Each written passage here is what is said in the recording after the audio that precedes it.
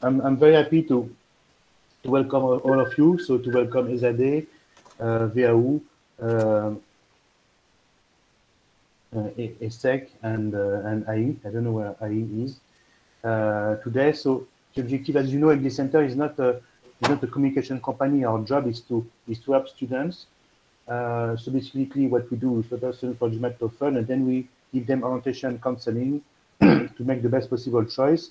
And these events are very important for us because it's part of the training for us. So it's very important that students believe that they can make it. Okay, because many are discouraged. As you know, there's a big hurdle in this field, which is the hello Melissa. So there's a big hurdle in this business admission process, which is the GMAT, that many students give up. Okay, and it's very important that they can talk, that they see that there's alternatives, that they have a chance. It's not because you don't have 750 that they will not get in. So our role is to make sure that students go up to the end of the process, and there's, as I always tell them, there's always a school for them. Okay, always a school for them. So they have to go, and anyway, so yes, so that's why we really appreciate that you came here, because you gave him the desire to continue. You give them hope, okay? And it's very important that they see that all that is real. Huh? Okay. So Vibor, you want to start? Yeah. Yes. So thank you very much, Hubert. So I will give you an overview of ESSEC Business School. Senior told me I have like 5 minutes, so I'll try to wind up within 5 minutes.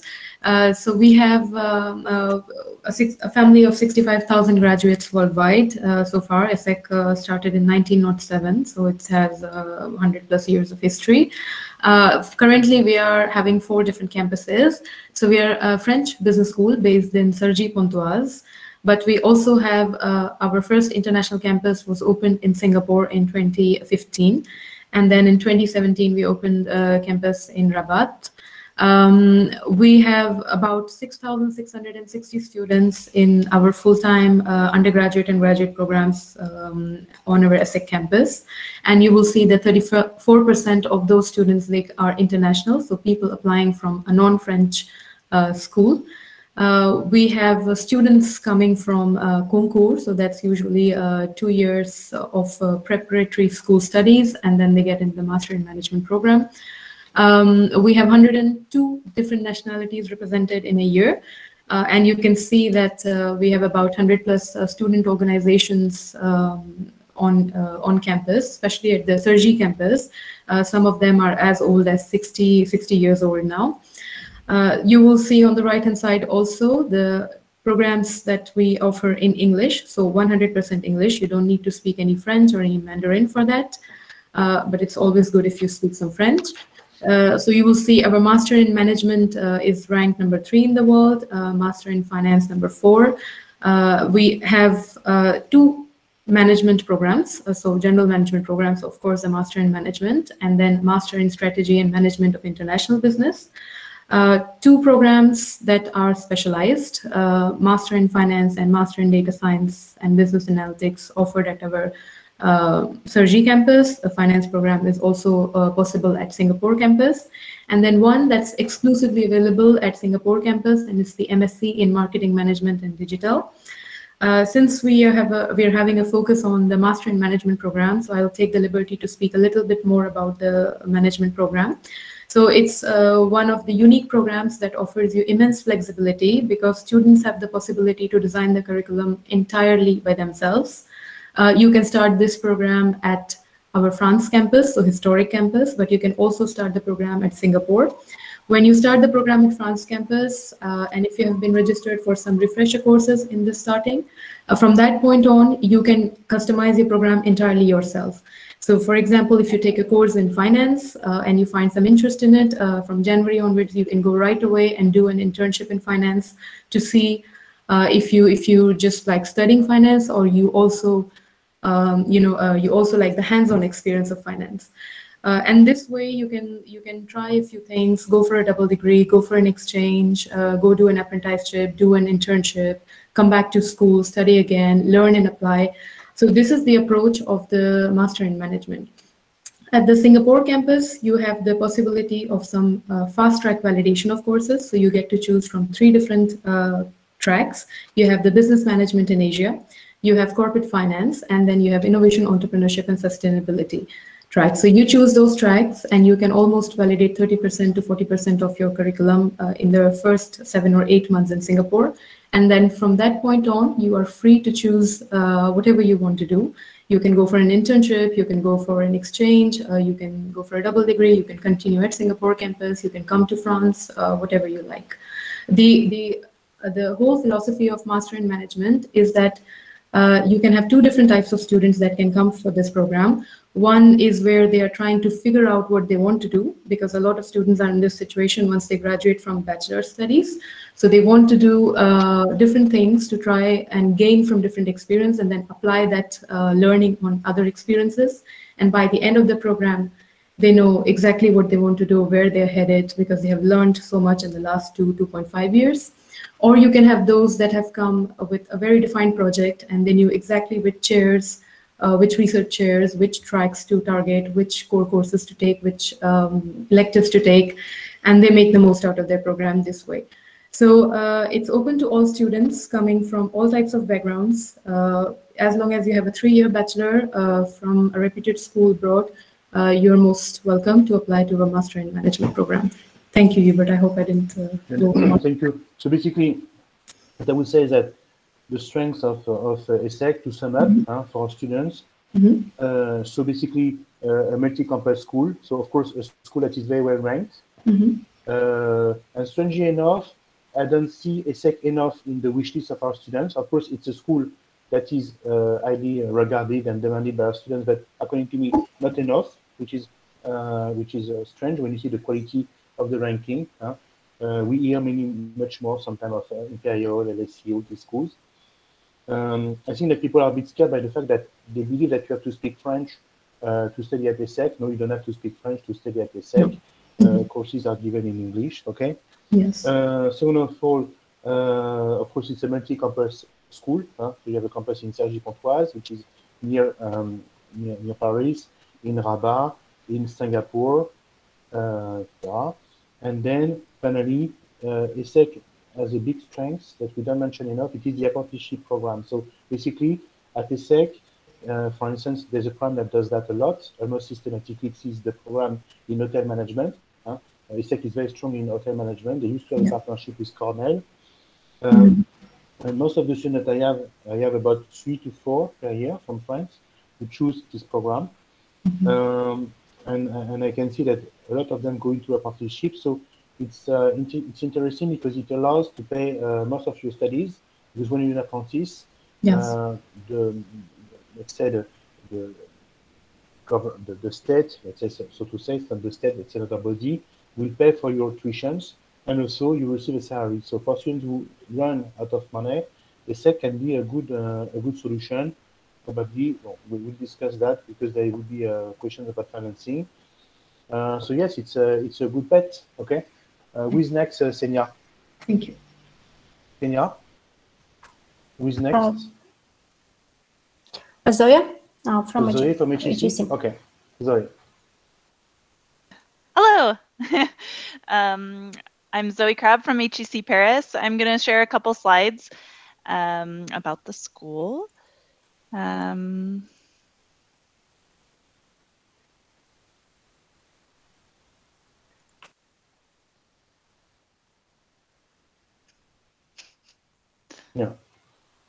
Sorry, I don't know if I can actually. Can I? Do I have the right to share? Yeah. You can share. Yeah. You can share. Okay. Did you present now? Yeah. There we go. Okay. Technical difficulties. Okay. So I'm from HEC Paris. We're a top-ranked business school. We have over 60,000 alumni. We've got 64% international students. It's an English master's. Well, we have several different master's programs, but the majoritarily they're taught in English. And our students we have 4,500 students and 105 nationalities. So what we like to highlight at HEC is the number of class hours, the size of our classes, and the fact that we've got 50% research faculty and 50% practitioners. So our students get a great balance of theory and the experience of real life case studies by I know that there was a teacher, a professor who worked as a CEO at, and he was able to give real examples to his students, and we have about 50% of our staff that do that. So that's we're super proud of our faculty.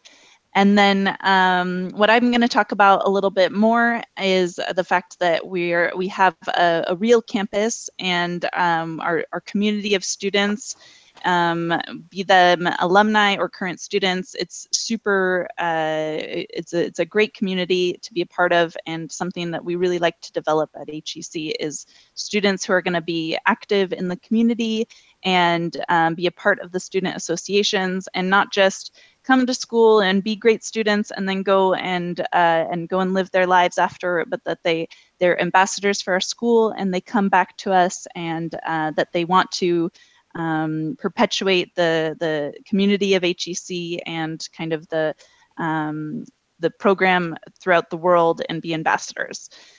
So the HEC, I'm going to talk a little bit about that. The fact that we have a 340-acre wooded campus. It's not in Paris Center. We're outside of Paris, between Paris and Versailles. So you get a little bit of the advantages of living near the big city, Paris, because it's a 30 to 40-minute public transportation ride to get to Paris. But you get really the feel for living out in the country, and you're really surrounded by the students. All international students are lodged on campus. So you get the benefits of living in the country, as well as the advantages of living near the city. So the fact that we have all of our students in this place, Jouy-en-Josas is the name of the city, between Paris and Versailles, where our school is. And you get the advantages of the community living with only students, and we have over 130 student associations, be them professional or cultural or sport or humanitarian. We have all the student associations that you can imagine, and that's one of the benefits to network at HEC is our student association. So we're actually looking for candidates a lot of the time that are going to contribute to that.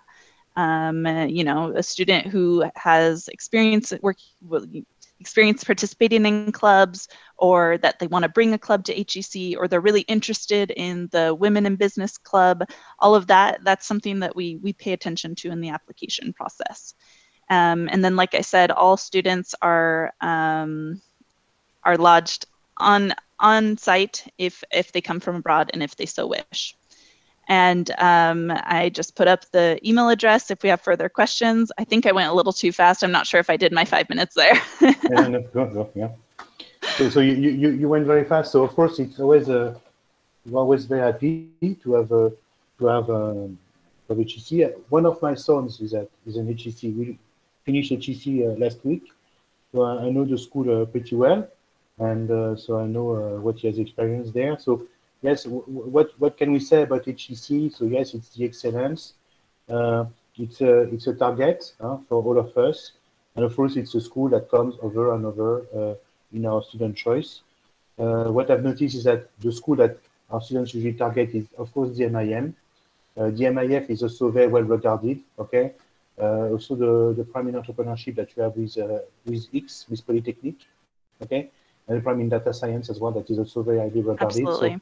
So what you have to see is that also HEC, in the same way as ESSEC has a partnership with Central Supélec, has also an alliance with one of the best engineering school in Europe, which is called École Polytechnique. And it's also something that is highly regarded. So basically MIM, MIF, Master in Entrepreneurship with Polytechnique, and the prime in data science. That's what our students usually are aiming. So Maria Eugenia from ESADE, so you bring us the sun. So the first time at ESADE attends our event, so of course we are very honored. And you come from a city that we French all love Barcelona. Okay, even though you're a bit outside Barcelona, from what I understand. Okay. Thank you. So go I'm ahead, trying. yeah. Okay, just a second, please.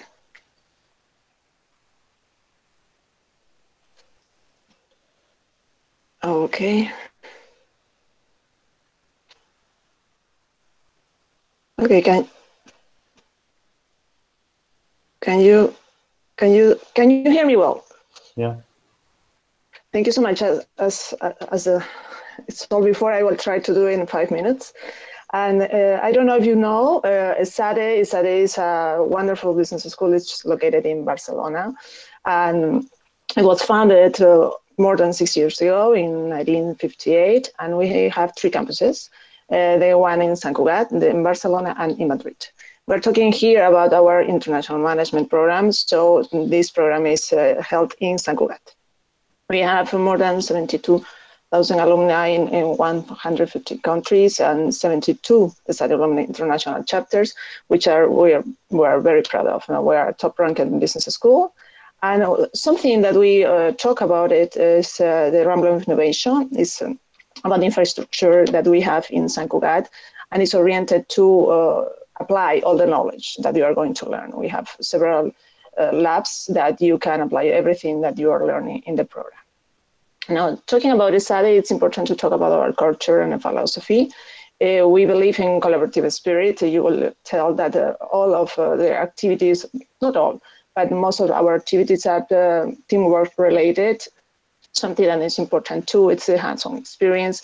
We have a methodology who tries to apply everything you are going to learn. It's important, the theory, but we believe that you have to practice, to be in touch with the companies, to know the real life, to apply everything you're learning, so that you are going to be better results. Focus on you, because we try to focus on the participant. It's important for us, each one of them. That's why our programs are oriented to fulfill the needs of our participants. So that's why you have a lot of things to customize the programs for you, through the electives, through the clubs, through all the activities that try to do the experience perfect for you.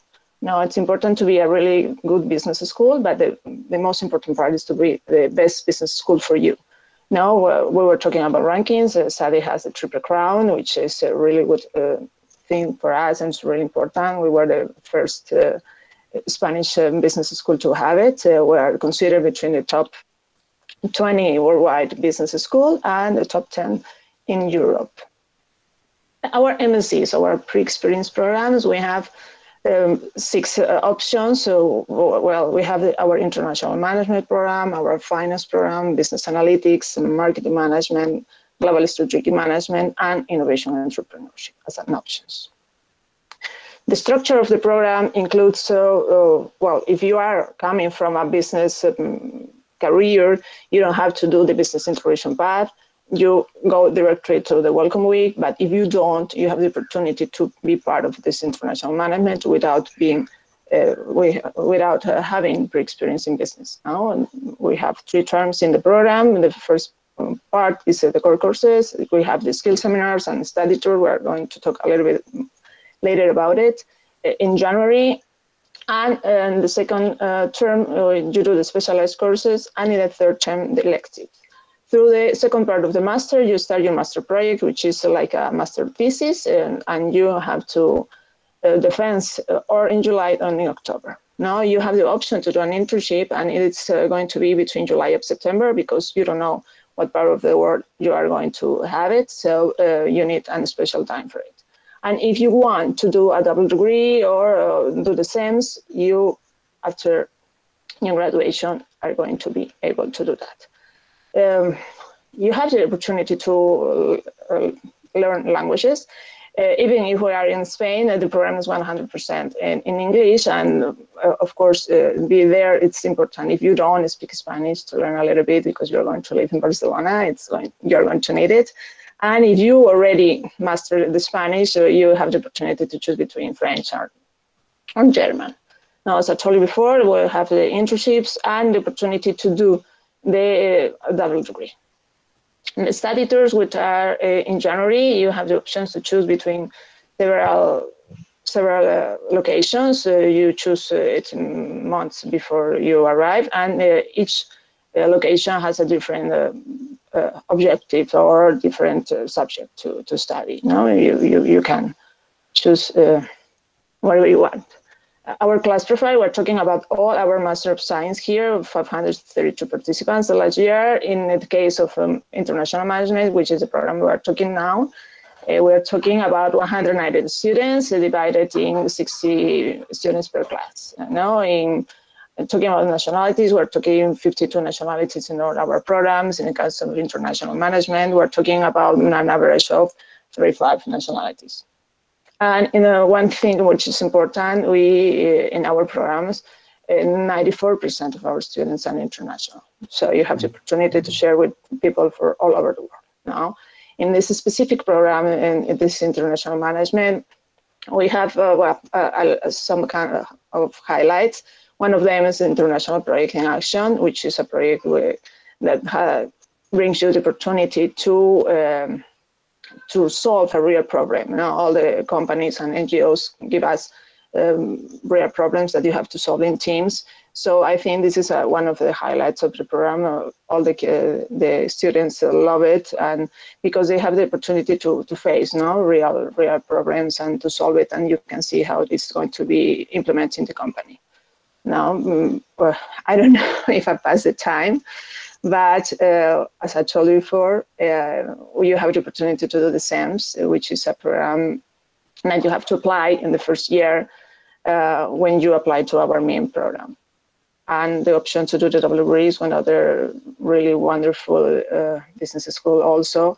And you have the opportunity to take these programs also. And well, in our application process, which is very simple, maybe you are talking about it later, which is a student that have a meeting. It's well, you have to need the GMAT or GRE recommendation letters to do the TOEFL if you don't have the English as a mother tongue language or study in your undergrad.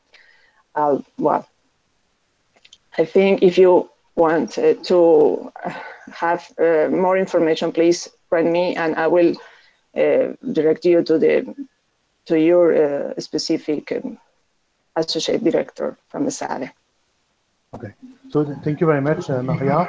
So yes, when people think about the SADE, first of all, you come from a country that has three great business schools, SADE, IEC, and IE. Okay, and of course we are very impressed to see how well Spain is doing, because they have three world-level business schools, so and that are all at the same time quite different.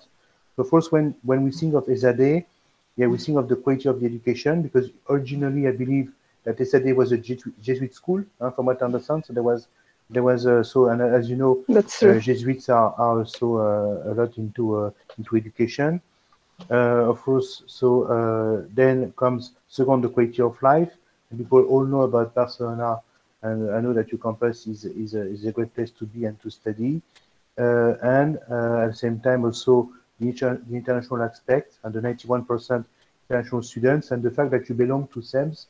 Basically, we tried, by the way, to have a SEMS workshop during the event, and it didn't work at all, because people do not know about SEMS. So basically, SEMS, to tell you what it is, so it's a network of 34 business schools, the best in the world. So HEC is a member of the SEMS network, LSE in the UK is a member of the SEMS network, SADE, St. Gallen, for instance, in Switzerland, Bocconi in Italy, Köln in Germany, etc. And so it allows you to study in two different campuses, and you have two degrees: the degree of the school where you have applied, and also a SEMS degree. Okay, and so that makes SADE a very international school. So basically, you should not miss it. And we always, you see, Maria Genie, we always recommend our students to do, for instance, the SADE SEMS for those who want like a 2-year program. Okay. So they start with SADE, then they do another one. That's something that you can do in addition to the SADE degree. Okay. So last one. Okay. So our German friends, WHU, from so it's where are you? So where is our guest from WHU? Hi, I'm here. Okay. Okay, Sharon. So nice to talk to you. So I'm going to tell you something funny. So I went to visit WHU I think the first time I went to visit was in 1998, okay, 23 years ago. It's in Valendar, so now you have a campus, I believe, in Köln, from what I understand. But originally, the school is based in a remote city, far from. We're still there. We're still there. In the suburbs, yeah, and you have two campuses, and of course, it's very important to have a German university. First, because MBA Center is a European organization, so we want, of course, to promote Europe first. And it's very important for us that we have a more German representative, because Germany is the #1 economy in Europe. Germany supports Europe, and we should never forget that. Without Germany, we'll have big problems. So it's very important to have the #1 German business school, okay? And by the way, that has a model that is close to the international model. It's not a typically German model, it is more an international university, because in Germany, the way education is built is quite different. So you have adopted an international approach that is somehow close to ESADE, for instance. You could compare in your approach to ESADE. WHU is of course a top 10. So in our ranking, WHU MIM is ranked #7. So it's still, you still after ESADE, after HEC, ESSEC, but you're top 10, so which is already a big achievement. So go ahead, Sharon. Thank you. So my name is Sharon. I'm representing WHU Otto Beisheim School of Management here today, and also for the Master of Science programs here at WHU. We have two campuses, one in Valendar, which is where the bachelor, master, and doctoral programs are located, and also our Kellogg WHU EMBA program. And our campus Düsseldorf is home to our MBA programs and also our executive education programs. WHU is a relatively small business school, I would say. We have 1,665 students in total in all of our programs. And our Master of Science programs usually have around 220 students per intake. So we're looking at about 400 to 500 students in total at any given year. All four of our Master of Science programs are taught 100% in English. We're full-time. We're based in Valendar, which is a small town, as Dr. Salih has said. But we are actually also advantageous in our location, that we're sort of an hour and a half away from bigger cities like Düsseldorf, Cologne, and also Frankfurt am Main. So we're also pretty in a more central area, although being located in a small town. For all four of our programs are taught in English, and we also offer different semester abroad component, mandatory internship component in it as well.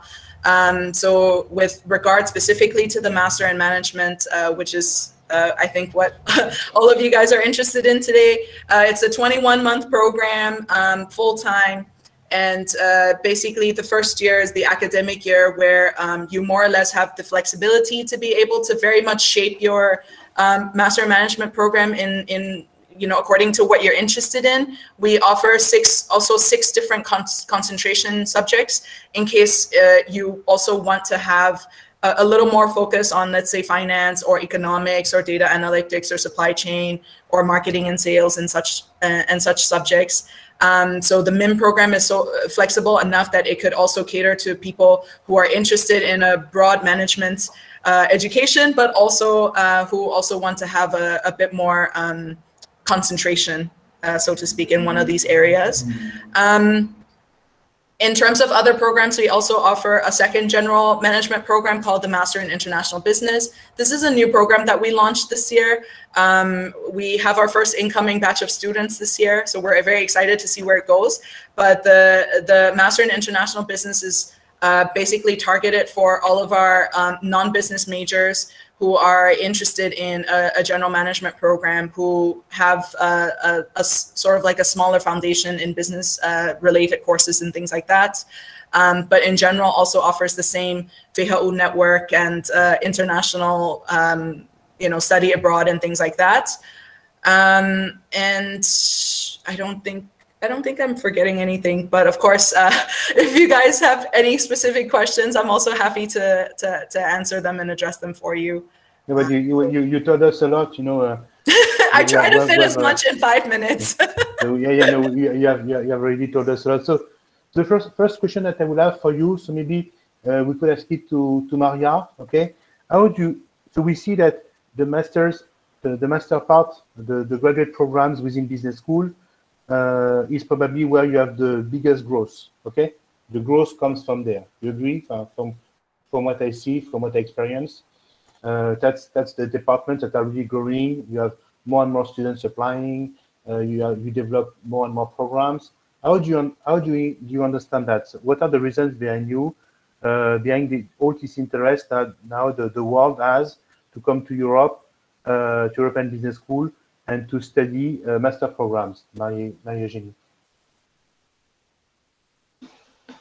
Well, I think the master programs, the pre-experience master programs are really strong in Europe. And they're growing and growing because our participants wants to grow fast.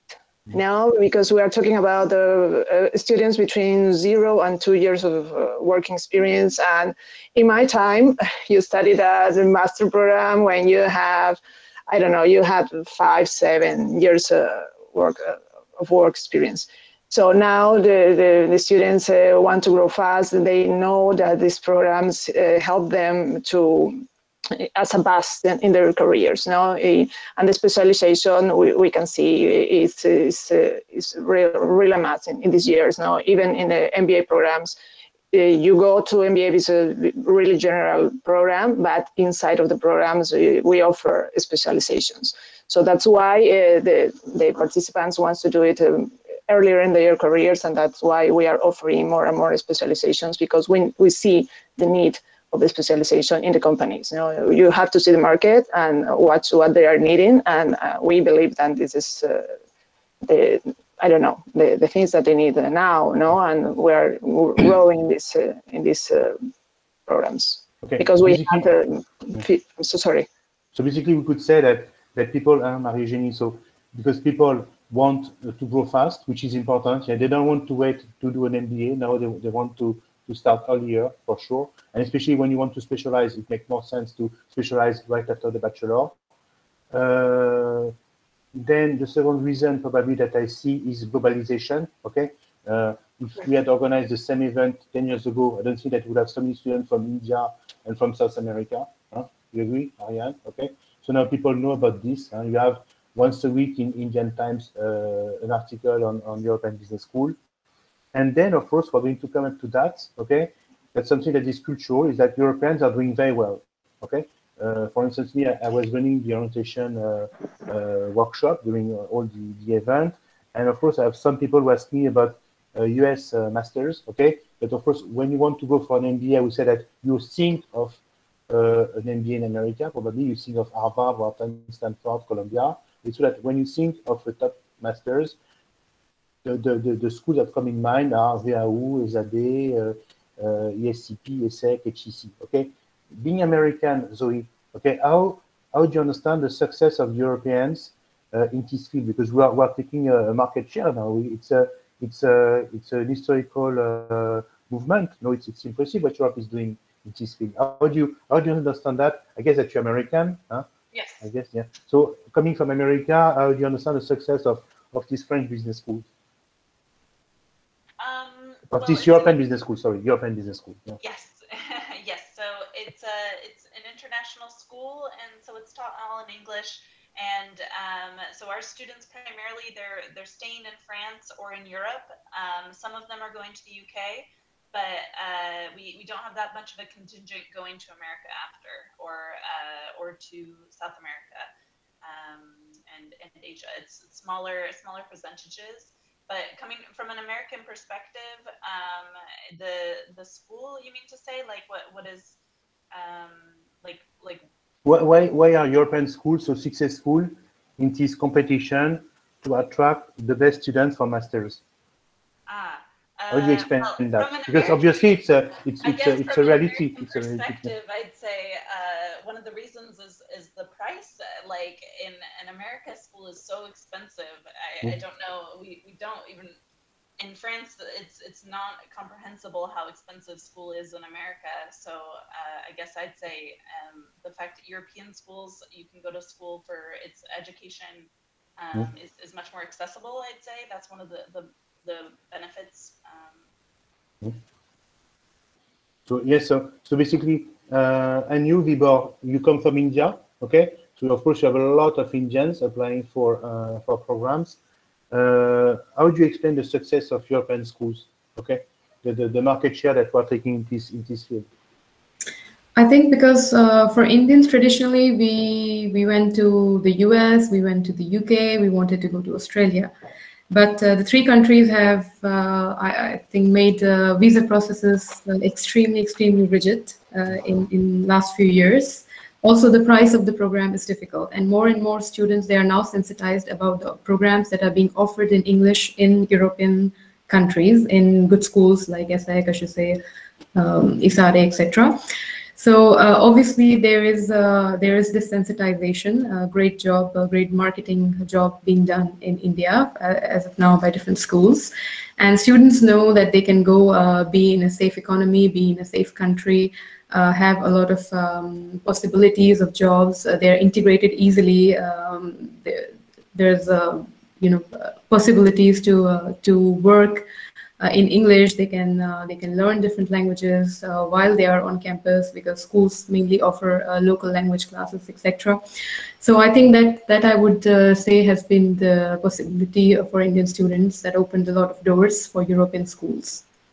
Okay, that's the way you unless they were applying to IITs, IIMs, then it's different. Yeah, of course, because of course you have ISB or IIM in India, but it's another story. Okay. Yeah. So then I will ask you a question. It's something that we're all sensitive to that. So of course, cultural and social issues.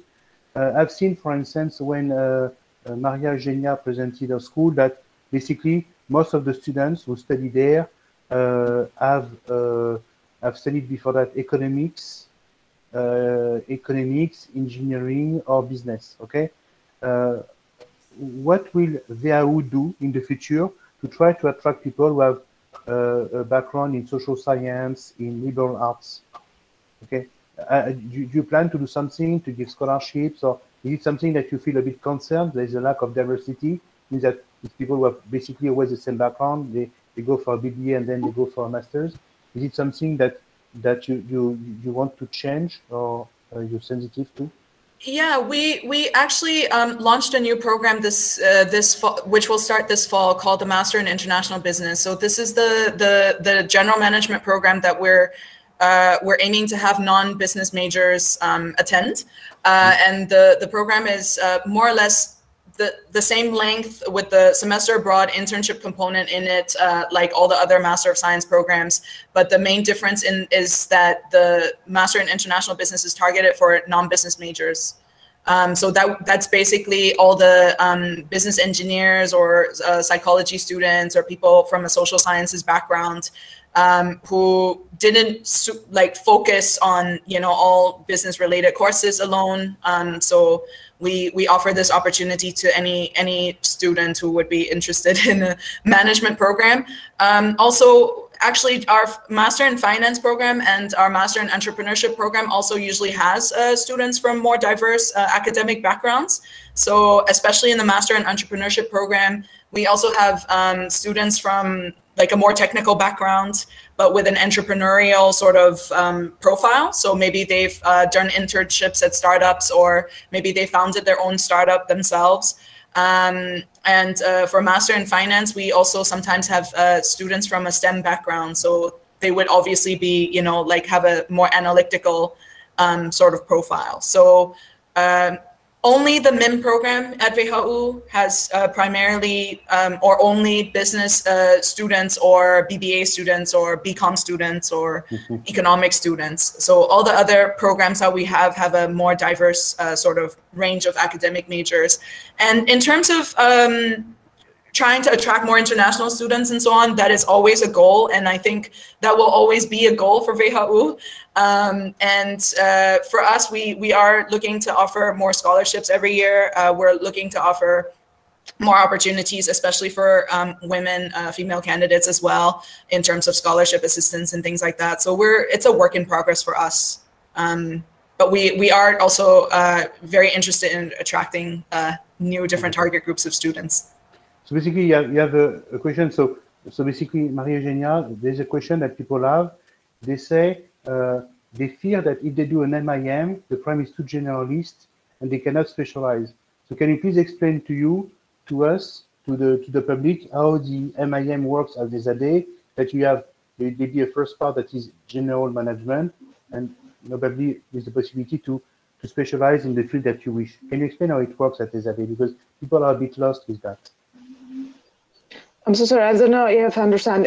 How do you specialize in the Master in International Management? Because they think that when you do an MIM, it's a general management degree, and they would like to see if you can also specialize.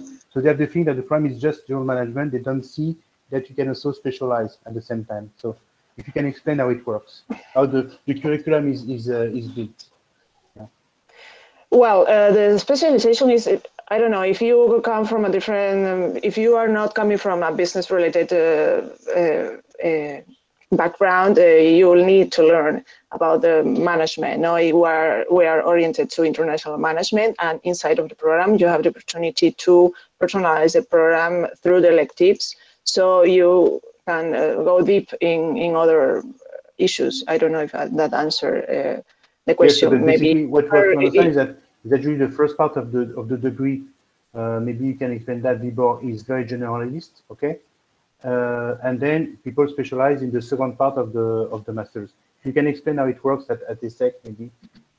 Hello. Okay, so at ESSEC, you will, let's say you're going for the Master in Management program and you come from a technical background, you will be required to do 10 core courses that are very core business courses, so that you have the base in business courses. Before that, you also do refresher courses, by the way. So in French, we call them the mise au niveau courses, which means like putting you at the same level as somebody who has studied business for last 5 years, let's say. Okay, so you have 10 core courses, and then you have specialization of 15 electives. So while you're doing the core course, you took a course in finance, for example, and you are interested in it, you don't have to wait until all other core courses are finished. You can already jump onto the electives and you can start taking electives. So finance 1 becomes your core course.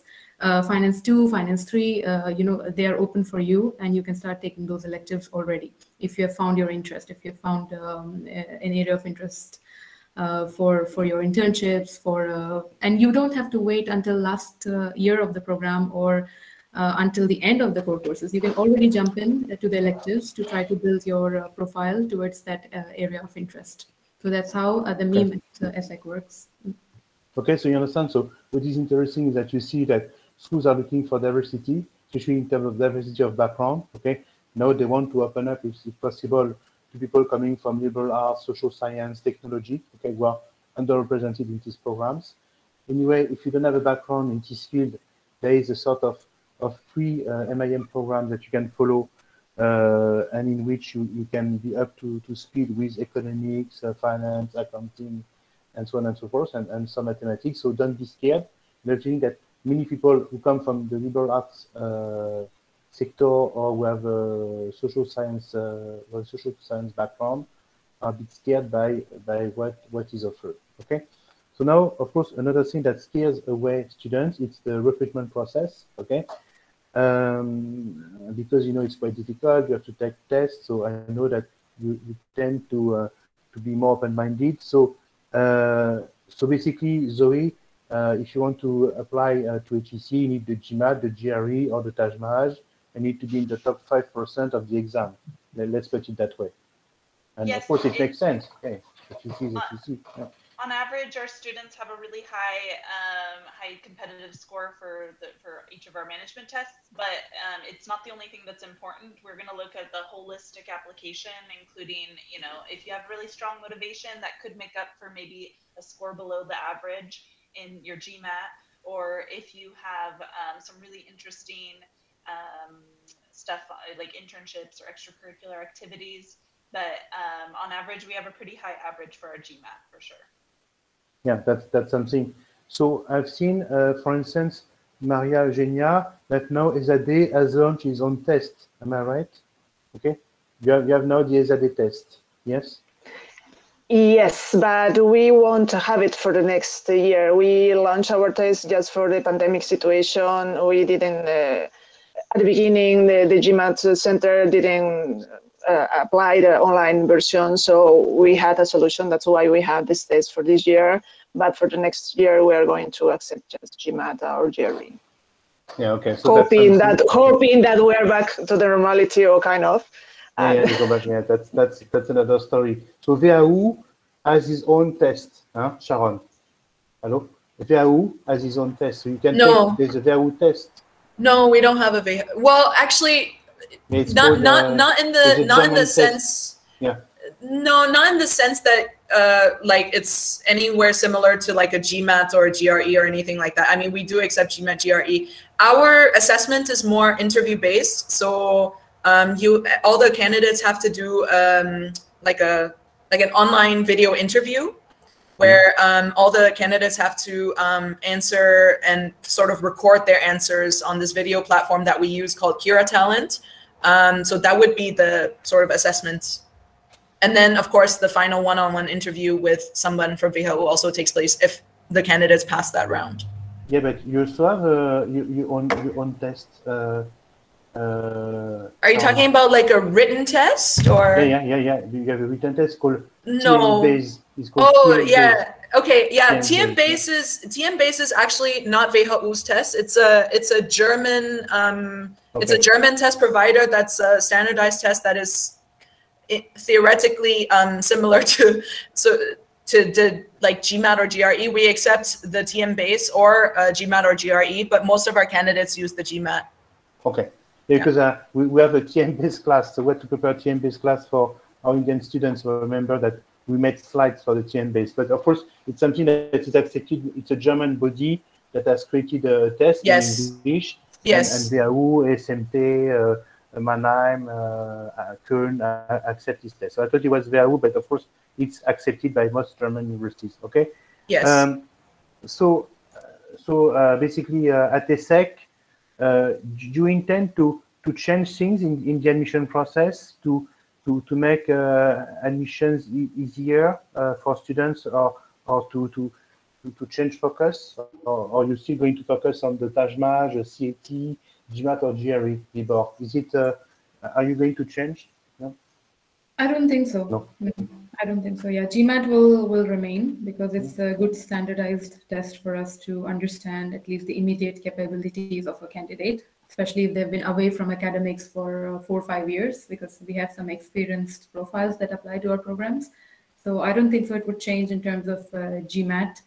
TAJMAJ will remain also because French students, they take TAJMAJ. GRE also, certain US students from the US, they prefer GRE sometimes. So yeah, it will stay. We did make adjustment during the COVID times, but during the first lockdown, but then GMAT came with the online version. So we now, it's an obligatory requirement for all of our programs except one in Singapore. Because of course that's something that came up because, as you know, we're also strong in the MBA market because our name is MBA Center. And what I've noticed now in the US, you see, you have like GMAT waivers. So I have students applying for GMAT waivers. I'm not in favor, okay, but that's something that I've seen.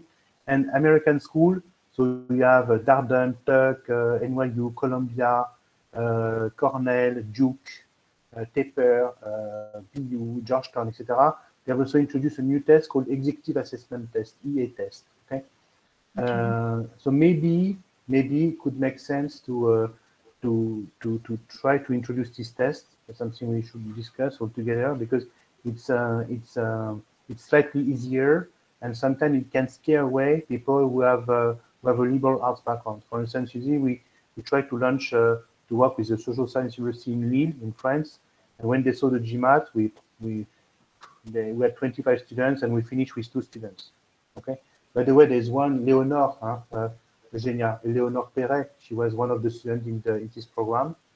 So we got one accepted to ESADE, one accepted to INSEAD, but all the 23 others, they just stopped because they had no math background, and they told me, look, the GMAT scares away, people who have liberal arts or social science background, okay? Except this Leonor Perret was applied to the school, and the other one, what the name was applied to INSEAD. So now the question that comes over and over, the question of financing, okay? Imagine that I come from South America, from India, from middle class, okay? We have suffered a lot because of the crisis. So your mother lost her job, the father will have no bonus, did not have any bonus in 2020 nor in 2021. So what would you suggest? And we have about 20. We are going to send this conference to the 20 plus counselors who work for MBA Center, so all over the world. So what would you advise them? What can we say to our students in terms of financing? What is possible today? So I don't know, maybe Vibor, you want to start? Okay, what is possible today in terms of financial help? Okay. So at ESSEC, we have internal scholarships that we give to students, which is between 10 and 50% tuition fee waiver. So it can be given based on the academic merit of the student, but also diversity of geography and profile. So for example, if you're coming from social sciences background, literature, law, arts, culture, something unique, languages, etc., we tend to promote these students to come into the program because we already have a lot of engineers and other technical backgrounds. So you have the Academic Excellence Scholarship, you have the Diversity Scholarship, internal ones, but we also suggest students to opt for the Prodigy Finance Loans option. So that's the microfinancing company. They can also reach out to Campus France, because Campus France, sometimes they have scholarships which are huge, like Eiffel or Sherpa, that they very actively promote, but they also have internal scholarships for different nationalities and that are available on demand. So you have to go, you have to talk to them, and then they can suggest to you. And also on their website, I think they have an integrated search engine where you can look for scholarships by nationality. So that's something that we suggest students to go for it. And then the internal ESSEC scholarship is obviously there, but it's merit-based, which means that you have to come with an excellent profile in order to benefit from that. We wish we could give need-based scholarships, but as of now, we don't offer need-based scholarships. HEC, Zoe, what does HEC offer? So how can you help someone who has potential and to say, okay, we believe your potential, you have been accepted. You know that there are some schools like Harvard, Stanford, where you get accepted, you study. So no matter what, if you get an acceptance at Harvard Business School, even if you have no money, you can go to Harvard. Okay. So is it something? Is it the direction in which you want to go? Or? Absolutely.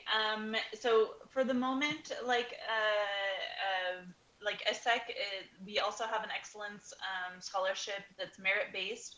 All of our students that apply from internationally, so the non-French students who apply are considered for these excellence scholarships. They're merit-based, and they can be from 3,000 to 12,000 euros. We also have a women in business scholarship that can be from, I think, 5,000 to 15,000 euros. And then we encourage students to get in touch with their local Campus France to check what availability they have on their nationality. And we also, I think we're going into the direction where we're hoping to have need-based scholarships on the horizon.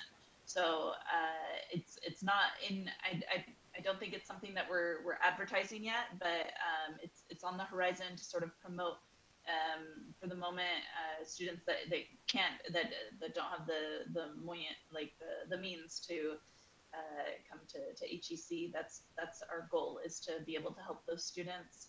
And as well, there's funding for through banks and stuff. HEC is well known. If you say you're going to HEC in France, we have a lot of partnerships with the banks that will give you. ESADE, Maria-Elena, what does ESADE offer?